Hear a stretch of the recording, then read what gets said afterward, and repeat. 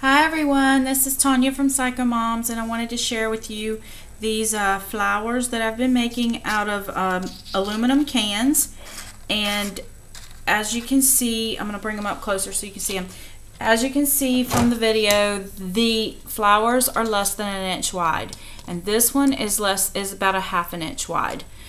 This one is made, the silver one is made from this Martha Stewart punch, and it's the large flower that's on this punch. And the other two are made from a Fisker's punch, which is the 6-petal punch. So let's get started, and I'll show you how to make these little teeny tiny flowers. These are perfect as little charms on your scrapbook pages or your mini albums. This one I love. I mean, look at how cute that is. Okay, so to get started, you're going to take an aluminum can, cut the top and the bottom, and cut it down the center. Now be very careful because these edges are very sharp, so you could cut yourself, so be extra careful. And if you're afraid of fragments of metal getting into your skin, then wear rubber gloves with this. But all you do is you're going to take your punch and punch out your flower just like you would if this was paper. You can also use your Cricut to do this. I have another video. The quality of the video is kind of bad, but it's the same concept. But another video on how to cut this flower out on the Cricut. And you can also use any kind of die cutting system that you have. This metal is very thin. It's no thicker than a cardstock, so it's definitely, you can cut it very easily. Now on the flower, this flower, I did 2 of these punches. And on the silver flower, I did 3 of the punches. Now on the silver one, I did not recolor the can. It's the original can color. So if you could find a can that is gold, which I think the diet caffeine-free Diet Coke is a gold can. So you could make brass-looking flowers. Those would be really cute. So to get started, it's the same concept for both flowers, only for the little flower, I had to do 3 punches because there's only 4 petals to that flower. So what you're going to do is on this flower, you're going to cut into each petal to kind of separate it just a little bit. You don't have to go very far, just nip it so that you can pull the petals up, because on this punch they're not separated. And you could use any 5 or 6 petal flower to do this. I like the 6 petal flowers because they're even numbers to make the petals come together better. I need to punch this one just a little bit more. Now on these, all I did was I took some alcohol ink and I colored the flower to hide the label on the can. And I used the copper alcohol ink and I used the caramel alcohol ink together on a little sponge applicator and then dabbed it all over it. But you're going to take the first petal and push it up towards the center like this. And then you're going to skip a petal and bring the 3rd petal up. Skip a petal and bring the 5th petal up so that you have 3 petals that come together towards the center. And you're going to take, I use my tweezers. These are the cutter bee tweezers. And I just grab, I hope you can see what I'm doing here. I just take and put my tweezers in the center and then pinch that around my tweezers to kind of give it that circular look. And I do that with each one of those 3 petals that I've pulled forward.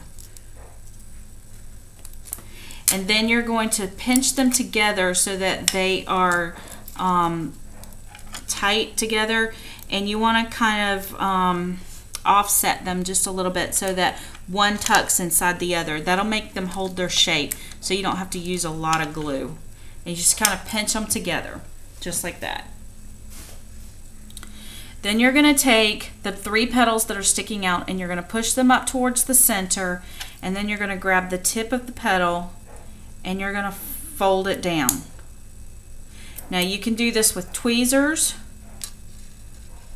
or you can do it with, you can roll it around a bamboo stick, or something small, like this is my paper piercer. So I'm just, you know, gonna roll it around the paper piercer so that you get a nice petal. Now, if you only want rosebuds, you are officially finished, because you're just gonna pinch this all together, and this is a teeny tiny rosebud, and it's pretty much finished.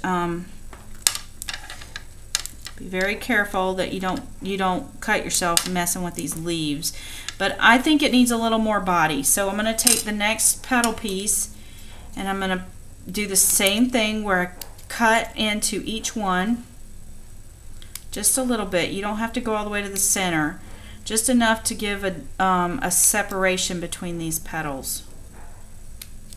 And then I'm going to do the same process where I pull it up every other one. And this time I'm not going to pinch them together. This time I'm going to roll them around the petal again. And the reason I pull them up individually is so that I can overlap them so they look like they're kind of spiraled together. Then I'm going to pull the next set up and do it. You know, the ones that are flat, and I'm going to do them. Whoops. It went for a walk.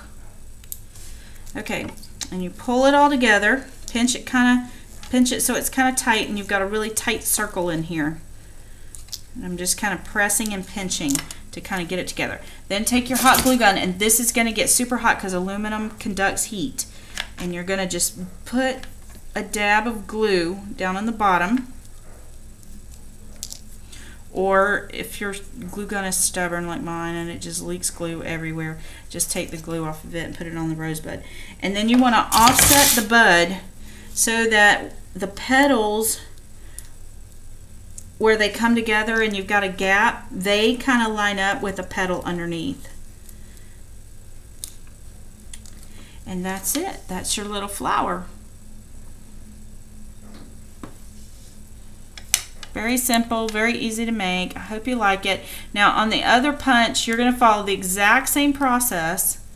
I don't have any punched out, but you're going to follow the exact same process, only that petal only has 4, so you're going to pull up the 2 for the center and then roll the other 2 and then do the same process for the 4 for the second set of petals, and then for the third petal do the same exact process as you did on the second one, and then glue them, glue them all together, and then just take your tweezers and just pull and tug until you get the right dimension that you want. And like I said, you can't hardly see that. The only thing I would recommend that you do is, I know like on some of mine I don't have the can completely covered with the paint on the side, and you can kind of see the words through it, so I'm going to put that towards the bottom and curl up towards the center, or start out with this one as your first one and put it to the top, because you're going to mash all those pieces together and you won't see that pattern on there at all.